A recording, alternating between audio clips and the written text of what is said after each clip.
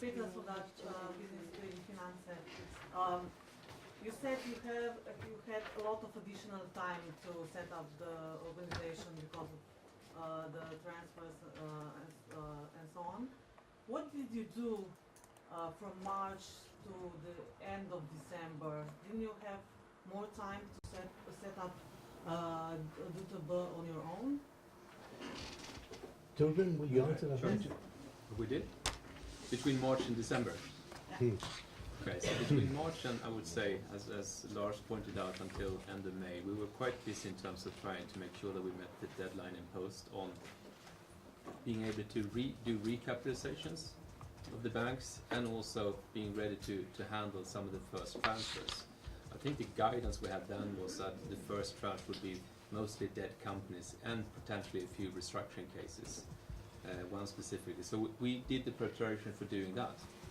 When sort of the delay and also a little bit the different scope, that instead of actually doing the recap and doing the first transfer by end of May, we were looking at end of June instead and more specific cases. A lot of the work went into in terms of actually understanding a couple of things. One was what the prices that are now set as transfer prices, what is the implications of that in terms of actually taking them on and being responsible for that? I.e., for instance, what are the financing consequences of BMC? We, as a board, have to be responsible for basically the transactions we made, even if somebody else is telling us what to do, because we are responsible for that result. So, and quite honestly, since we are part of the governmental budget, if we were to take on something and then we ended up in a default, we would default the government debt, and the cost of that is enormous. So there were certain things that we need to check basically in order to make sure that we didn't cause big harm to the country. So we did a lot of that preparation. Now, when then we ended up in a situation where the DG Comp basically said that the transfer prices seemed to include too much state aid for us to allow it, we want to see that the whole package is being approved at one time, i.e. the recapitalization, the transfers over to you, everything we need to approve in one go. And by the way, we probably like to see it sort of happening with more banks at the same time. Well, then we have to shift focus again in order to prepare for taking on not only one bank or pilot transfer, but actually 3 banks as we planned for that at that time. And that is slightly different in terms of how you actually build up an organization, how you prepare for that. But some of the activities are similar, but you have to sort of shift focus. At the same time, we were pretty adamant in terms of getting access and making sure that we can leverage as much as possible for the AQR. And I actually spent a lot of time, resources, hitting that wall in order to actually break through in getting access to ongoing asset quality review. Since it was a major exercise, we knew it was costly, and it was frustrating like hell not to be able to leverage off that. So in parallel, unfortunately, we had to do some work on our own in order to do that, which is completely sort of double work. But we had to do some of that, unfortunately, because we didn't get access. That access was formally granted on November 27 and 28. And then again, as Lars pointed out, the concept we had prepared for and the contracts that we prepared, the catalogs of contracts, had to be changed very quickly when, instead of actually doing what we planned for, doing tranches one by one, 5 of them over time, over the 6 months, and building up the organization accordingly, we had to change again on, I think actually was December 6th when we first learned about this. And by December 20th, we basically executed the transaction, including doing the bond issues, which are making sure that those papers are sort of workable in a way, in a sense that they can provide liquidity to banks. So, you know, you can easily portray it saying that, oh, you had a lot of time, you didn't do anything. It is actually a little bit sort of unfair in terms of actually being able to execute on when it actually happened in a very fast way. And, you know, not many countries have been able to have 2 banks, a national bank and a government, and then a small agency like us coming together and actually executing on 2 very complex transactions over a couple of weeks, basically. It is an extraordinary achievement, actually. And it's not only us, it's actually the other people around that jointly we managed to do that. And I don't think we could have done it unless we were prepared to do it. But it doesn't mean that you can sort of, with 100% certainty, build up your own resource for doing everything, and because it hasn't been plannable like that. You have to build for flexibility. May I add that in the summer we started our recruitment process. when we recruit, it's not that you open the door and all the staff walks in next day. It is a very time-consuming process, especially in this country. So we had to have our research company up, identifying candidates. We had a candidate interview process. Then the candidates, by law and other circumstances, took quite a long time to actually be free to join us. This was a process. So by the end of the year, we had already people on board, and some of them even now are flowing in in the first quarter and in the first half of the year. By the second half of the year, we will have a sort of full complement. This is not something you do overnight. This takes months. So we will have done it in a year. And we are basically building up a company from scratch with very specially selected people. This is complex. So to say that we did nothing, we did put in a lot of effort to try to do this as fast as we could. On the other hand, when all of these things were going back and forth and we didn't know what we were doing, and all these things were floating around in the press, also many of the good candidates were sitting on the fence. They wanted first to figure out what is going to go on with this little company before we commit to change our permanent jobs and take the risk of coming into this upstart little company. So we did all we could in the context, and by now we are, and now we received the assets only at the end of last year. Actually, on paper, we are only receiving the assets now. We have very few yet. So by the middle of the year, we'll have assets, and then we'll have the people to manage it. So we are kind of in line with what is inquired in terms of the underlying transaction. Okay. Следващото вprašanje. Сега the total sum is 2.6 million for, and some of the contracts are still ongoing, but there are smaller ones like for accounting, some the lawyers. So what do you think that the number is going to be for this year? Because the biggest one for 2 million was for less than 3 months, and it seems that this was just one-time contract that you needed. You don't need it anymore, as it seems here from the description. So what do you think that the number is going to be for this year? You said we're going to use consultants less and less, but the skills are going to stay here. Yes, that's correct. I mean, you can also say that. Sorry. Okay.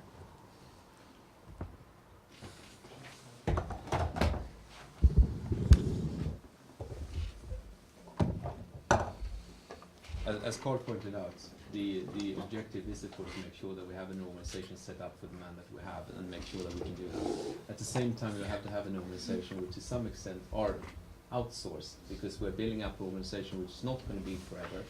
It has, even if there will be a prolongation, it still has a finite time span. So part of it will be outsourced. It means that we might not build an organization up for everything.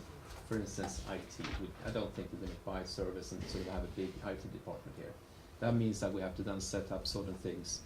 And when you do these things, you might need consultancies, because you don't recruit them in. For instance, in IT, that's a good area. What that is and how much that's going to be, well, we actually have a budgeting process right now. It's going to be less, I think, than we have this year. I would add that another big vendor this year, in terms of outsourced costs, will actually be the banks. I think we are actually, when we calculate what we have to pay for the banks in terms of some of the services they will do for us, it will be roughly 1.6 million euros.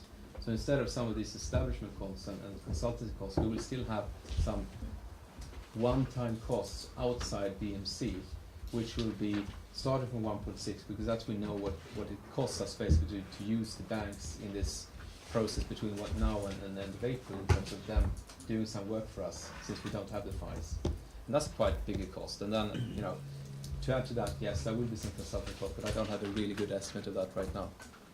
But it's going to be less than 3.6 million. That is absolutely ambition, absolutely. Yeah. And next year, even less. Yes, unless there is a big change instead in terms of what we're going to do. Yes. And 1.6 million is for 3 banks or only for 2, since you don't have the Abanka? Well, the Abanka is not there yet, so it's an estimation of what we think it will be for 3 banks. Naslednje vprašanje. Boris Cherny from Bloomberg News. My question is, back in December you said that the BMC will take up to 4.5 billion of the bad loans. Has that amount changed, and how much has been transferred so far? Mr. Lindgren said 1.5 billion, is that correct? So we're talking about gross and net exposures here. So the gross exposure is still the same number. We have taken over, is it 3.3 billion? I think there is another 1.1 billion expected from Abanca, but we don't know yet, because again, we will execute on basically the scope of assets that will provide it to us when the DTComp is ready with their assessment, which is not done yet. So we are roughly talking about 4.5. I think it's 4.4, which I'm sort of planning for right now. Then the other number is the total transfer price as we expect it to be. Remember, the transfer price for the assets we took over is 1.1, and we think it's another 5, maybe even 600. I don't know yet what the transfer price will be for the Abanca. So that's sort of how the numbers go together. Just one more thing. You said earlier at the start that it wasn't you guys, the board, that decided the list of companies, of the bad loans, and the transfer price. Who decided about that? That's a good question. So should I try to, from my perspective, because some of this happened before we even this company started. If you remember, there is a process actually for when the SUXP, the legislation can be applied. There has to be, you have to apply for it formally to the interministerial committee as a bank when you, one, don't think you can fulfill your capital needs, and there is not a likely chance you can actually do that on your own. I.e., you will fail in terms of complying for the requirements required for a banking license. That's one. The second one is that you have to have a restructuring plan, which tells specifically how you will be, how much recapitalization need you have, and what are the fundamentals for that estimation, which includes selling some of the assets out to BMC at a assumed transfer price. So when that restructuring plan was done in the banks, it is sort of done by the banks in order to set up, this is the restructuring plan. There were some guidelines I have understood, I have not seen those myself, from the Bank of Slovenia in terms of how the non-performing loans should be selected. I have not seen those, so I can't sort of tell you what it was. But that's sort of how the first, I would say, list was established in the banks. Then there's been numerous efforts in terms of to do, I would say, some harmonization. As time has progressed, things have changed. So there have been additions and things taken out of that list, also out of our thing. And then in the end, it sort of went to DTComp to prove that this is basically a plan which takes out assets, leaves some non-performing loans in the banks, because we can't create two competitive banks going forward, because that would be destroying the business environment for the other banks. So those are, I think, the main decision makers in this process. We have said a couple of things from our point of view. We have said that you shouldn't allow your banks to cherry pick. So we would like, from our point of view, to do our work as good as possible. We should get, for instance, a whole group exposure, because that's the easiest way to deal with it. If we have one loan there and one there, and banks are keeping other parts, we end up in very complex situation. That is unfortunately the situation we find ourselves now when we started to go through these cases. It's not so that we always are exposed in the same way, which means that when we actually deal with the cases, we have to figure out, given our starting position vis-a-vis everybody else, what is then the best route going forward, which makes it a little bit tricky to have generalized strategies for what we do in all cases. We have to do it case by case. So that is a long explanation, but in the end, that's how it was done.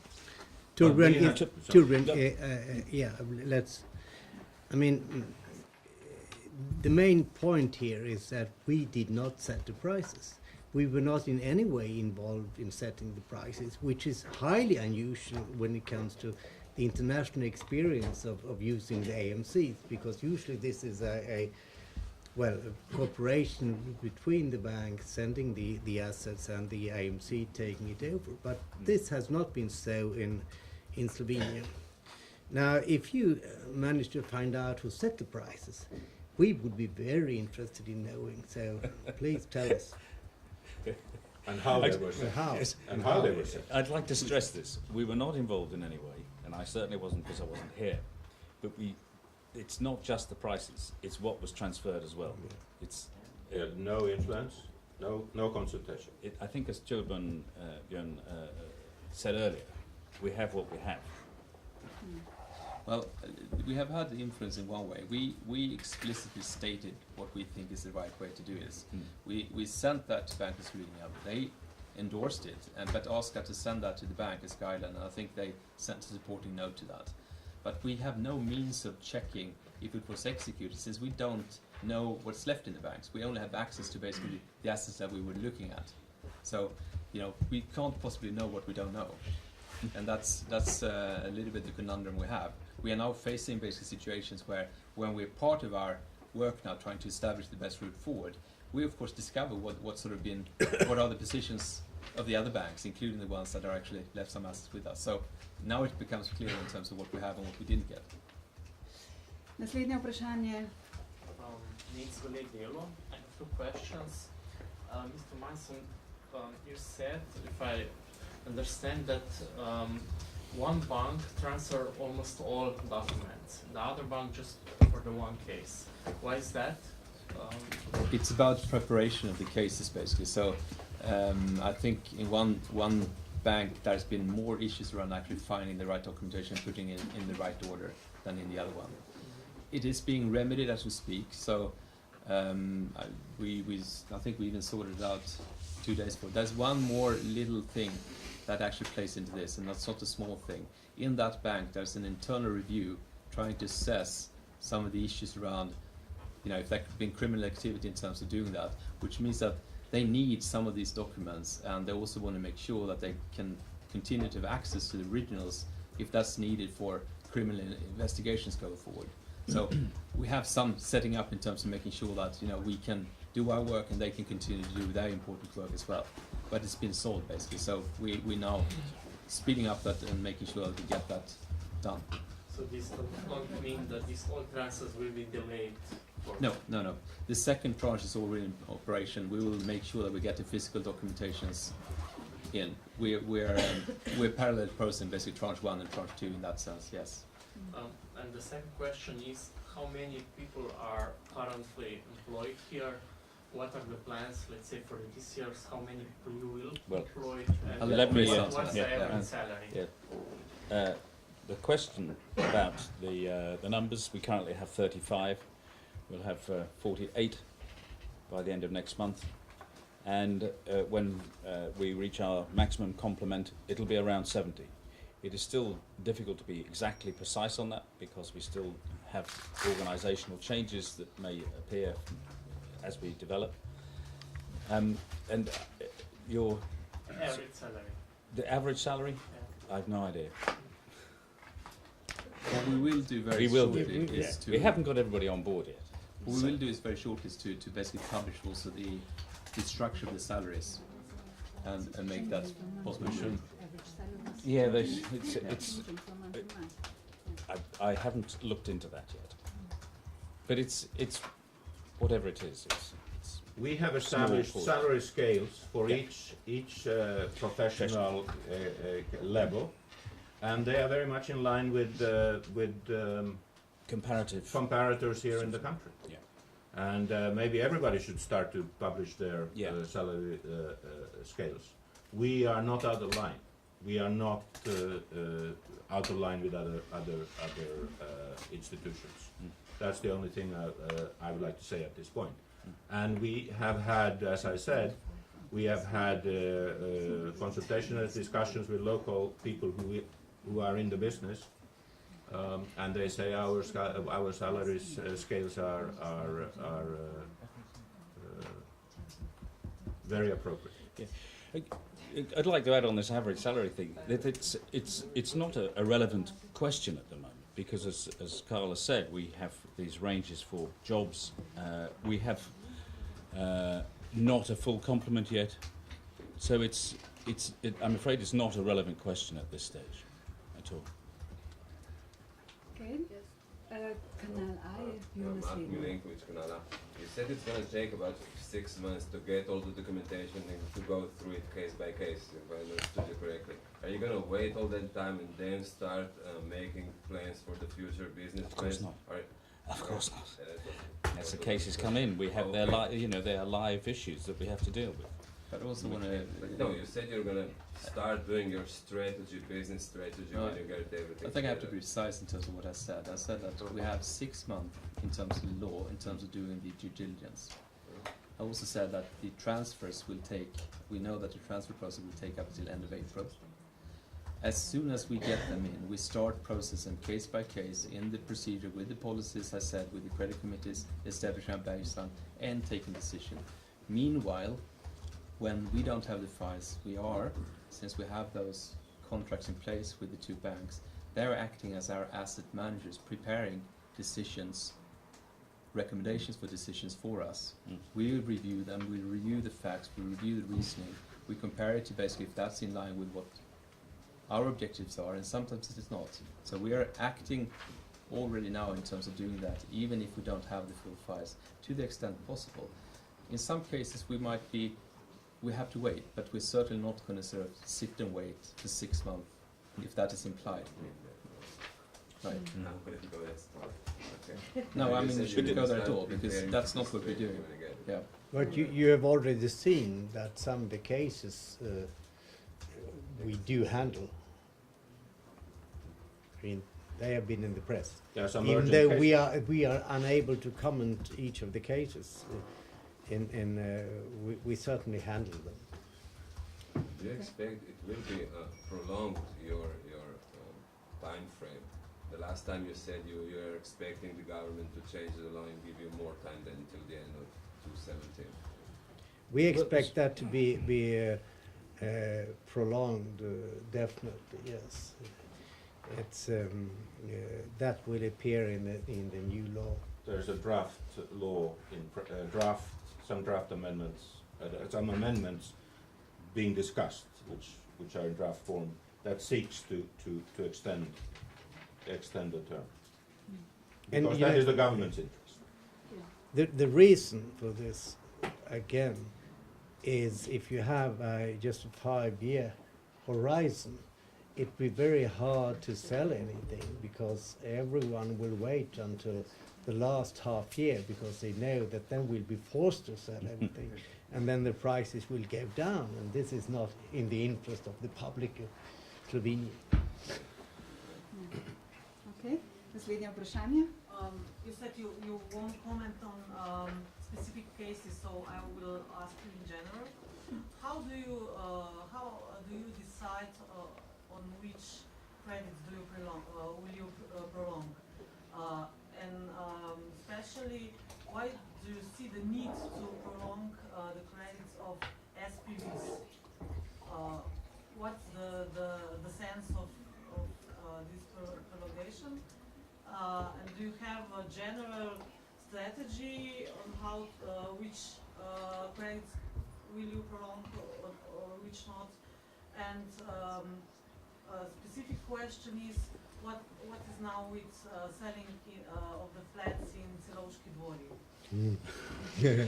That's a very general comment.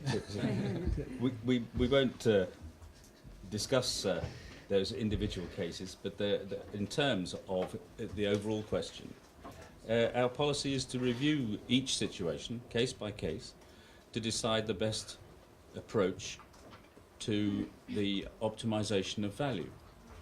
And this necessarily does not mean that we withdraw credit for, as you call them, SPVs. I presume you're referring to the holding company instrument. Or the parent yeah, company of the but this is an organisational structure. If you start dismantling one bit, you may ruin the value of the whole. If it's done too soon, but that doesn't mean to say that it would necessarily be held beyond its living time. The complicated, very complicated systems here, where I've noticed that you have subsidiary companies owning their parent, is of course a very difficult situation to unravel just by saying, oh, well, we'll withdraw the credits to one part of it. This does not work and will not work, and it will be assessed properly on each case. And Look, what is your policy about debt to equity? Well, again, on a case-by-case basis, where it's appropriate, to maximize Yeah, or optimize the value and maximize the return. You see, you can't have. You can't have a case that No. you say we're going to do this, because it's a case by case value. We have to view each one as it so comes you along. didn't see the possibility for debt to equity in the cases you had on the table till now? Can I ask? Yeah, Yeah. you answer. I think, first of all, I mean, I don't think we have brought any of the cases to conclusion yet, Mm. which means that what has been portrayed, I think in certain media has, to some extent, when we look at it, be very non-factual. Mm. It's just not a right representation of the situation as it is and our intentions. So I think assuming something based on that would be wrong. I've also said very clearly that our objective is very clear. We are here to recover as much money as possible in each of the exposures we have been given. If we had always all the exposures in a group, including what you have at the holding level and the operating companies, it would be easy to say that our general principle of doing things would be X, Y, and Z. But since we in certain cases have only an exposure to the holding company, while other banks sit on basically loans to the operating cash generating companies, that is one situation. And in other cases we might be said that we only have equities and not some of the loans, which is a very completely different picture in terms of what you do in terms of getting as much money back. And in certain cases you have the instrument of debt to equity, which might be useful, but actually you would like to try first to see if you can get security through something which has more surety than equities, which is actually loans, to see if you can get more money out of it that way before you go to the route of actually trading your secured positions to an unsecured position, which you do when you do debt to equity.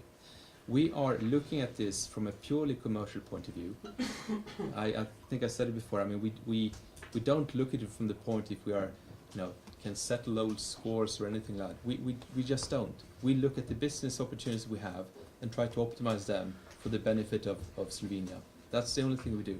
But we can't be generalistic in terms of this is how we do things all the time, because actually our starting position is very, very different in each of the cases. And it will be a pleasure to go through when we actually done some of these cases to tell exactly the reason why, and we will do that. But we cannot do it when we're actually doing it, because we cannot play poker. Even we cannot play poker with showing our cards. And these are negotiations. May I add something? What about It's this general strategy? Do you have a general strategy how to manage these kind of things? Yeah, optimize value. Case by case strategy. Op- to regain as much money for the public as we can possibly do. Nothing else. Nothing else. Not looking at who owns the company, etc. Just regaining as much money as possible. This is why we're here. This is what it says in the law. And perhaps you can help us explain something in the press, because I found reading the notices that, well, somewhere we were accused by not selling assets that we would press the prices down and destroy the market. Now, if you don't sell an asset, that will mean that prices go up. Any economist will know this, and perhaps you could help us explain this. So when we do not sell an asset, it may be something you refer to as something else, I don't know. But anyway, when we don't sell an asset, it's because we think that if we do, the markets will go down and the prices will go down. So if we are able to keep the assets and wait, prices will go up, which is what will be positive for the taxpayers in this country. So, Not for the buyers of the flats, wh- real wh- estate. who The prices of real estate in Slovenia are extremely high comparative to other countries. Where did you, how did you, we The prices are what they are in Yeah. Slovenia. well, it's the and- market price is the best, well, that's right, yeah, the market but price. you withdraw the flats from the market. But we we don't comment on we don't it's, comment. it's Oh, just no, exactly. it's But just I a wanted to take general the point comment. that the general comment that Lars was making, the prices will go up and down with the market. But if, for example, you believe that the market is being artificially forced down, for example, then there's a time when you say, no, this is not the right time for us to sell, and we would take a view on whether what time is it's right to sell. I think also we have to, we as a company, being that we eventually probably will own a lot of things.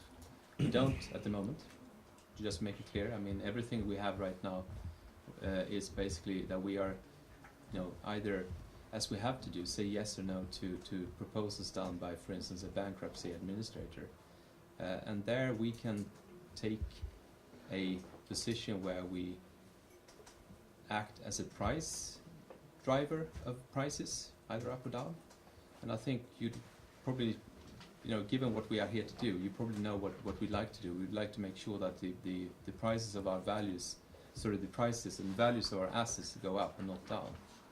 And, I think it should be very transparent in terms of what we try to do, given understanding based what we're here to do.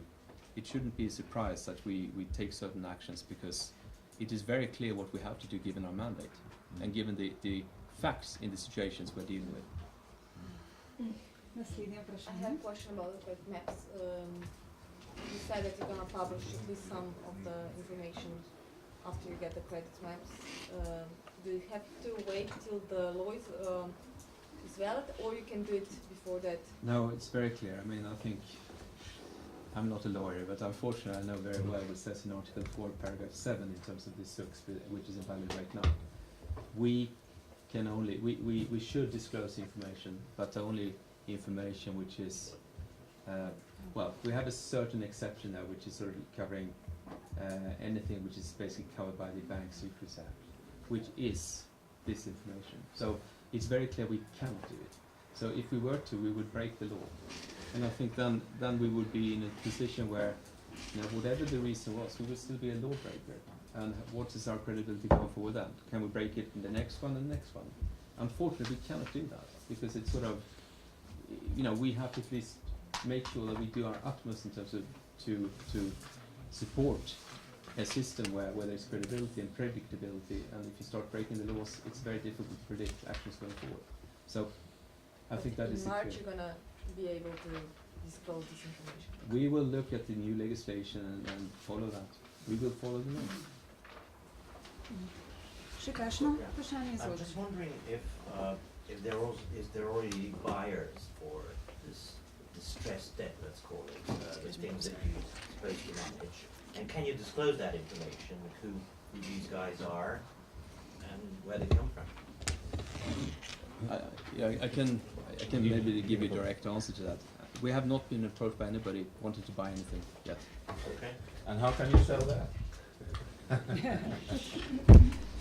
Well, you said you would. There are people that are reaching out to, I would say, position themselves when we have assets to sell. But I think if you look at it right now, we're getting exposures, and we, as I said, I mean, you can't really sell that. You have to sell something else. It has to be prepared and so on. We don't really have a lot of things to sell at the moment. There are a few things we might be able to sell. Do you expect sort of buyers to come and There are say, some okay, interest this is around. very Yes, interesting? there are some interests. From Absolutely. experience, one would expect Yes. that they would appear, Yes.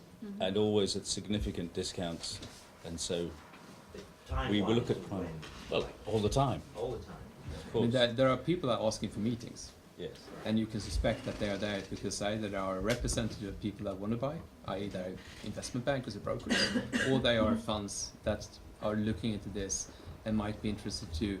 They might have done under investments, they might have done similar type of investments in the area, and they want to inform themselves in terms of understanding where they are. I mean, there are certainly investors. I mean, you saw in the papers, EBRD is opening up an office. They are an investor. They're not doing it because they want to, just be here. They're of course interested in investing here. How will you find these buyers for distressed assets? How will you search for them? Let me answer that. They will come to you, or- They will come to us. And remember again, I mean, Slovenia is a developed country. We had a banking crisis that's been striking, and we have a business sector that certainly overstretched, overborrowed, but that is going to change. This is an interesting country for investors. It will be a very interesting country in the years to come. And we've seen general interest. When the economy turns a little, when we are able to restructure the companies that have something to sell, this will not be the problem. There will be a lot of interest in investing generally in Slovenia. So much we can see. But you won't play an active part on searching for buyers. Well, Sure. where You necessary, place ads on where the- necessary, public tender will be used, of course, in appropriate cases, like particular assets or companies or even portfolios at the right time. Še eno vprašanje imamo. One of you said that political influences are rampant in Slovenia, and I think we all agree. But have you been approached by representatives of the governments, except the ones you're supposed to meet, or by certain lobbyists or anything like that? I mean, the Have answer you is felt any political pressure? the answer is clearly no, because we're also required to report such activities, of course. So no, we haven't been done that. I think the normal way to do it in Slovenia is probably to not be that direct. You'll do it through other means in terms of exerting pressure. Have you felt it? If we feel pressure right now, No. Yeah. Where do all these rumors come from in the press, for example? Yes. Because they are rumors, they are not facts.